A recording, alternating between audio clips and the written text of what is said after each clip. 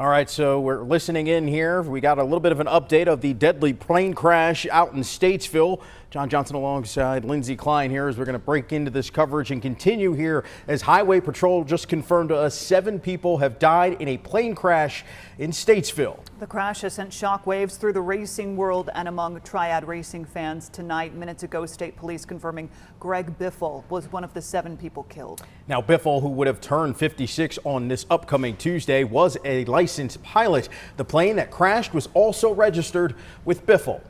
WXII 12's Chris Peterson is live from the scene where that plane went down this morning while attempting to land. Chris? Well, Lindsay, it's a little hard to see behind me, but first responders are still on the scene here of this deadly plane crash here at the Statesville Regional Airport, about 45 miles north of Charlotte. Again, Greg Biffle confirmed to be among the 7 people dead in this plane crash that crashed just shortly after takeoff. Flight tracking data shows that the jet took off at about 10:06 this morning and just a few minutes later descended and turned around heading back to the airport.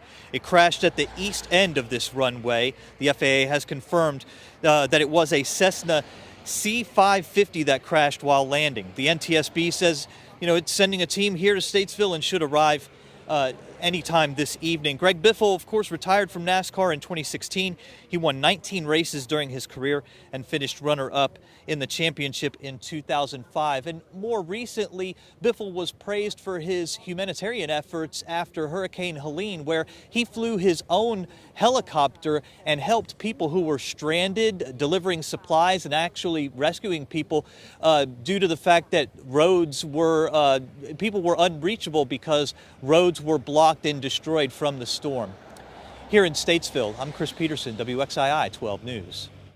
All right, thanks, Chris. And as he mentioned, Greg Biffle spent decades racing, and as distinguished as his work was outside of the track, so was it on the track. In 1998, he burst onto the NASCAR scene, earning the Craftsman Truck Series Rookie of the Year. Then just 2 years later, in 2000, he would bring home his first Truck Series championship. Now, that success also carried over into the Busch Series, which is now known as the Xfinity Series, earning Rookie of the Year in 2001 and winning the championship in 2002. Now, with that title, he became the first driver in history to win both championships in the Busch Series and the Truck Series. It's a feat that only 2 other drivers in NASCAR history have achieved. Now, Biffle was later named one of NASCAR's 75 greatest drivers back in 2023. We will continue to follow this breaking story with updates throughout our evening newscast. And when we're off the air, you can get developments sent right to your phone by downloading our mobile app and signing up for notifications.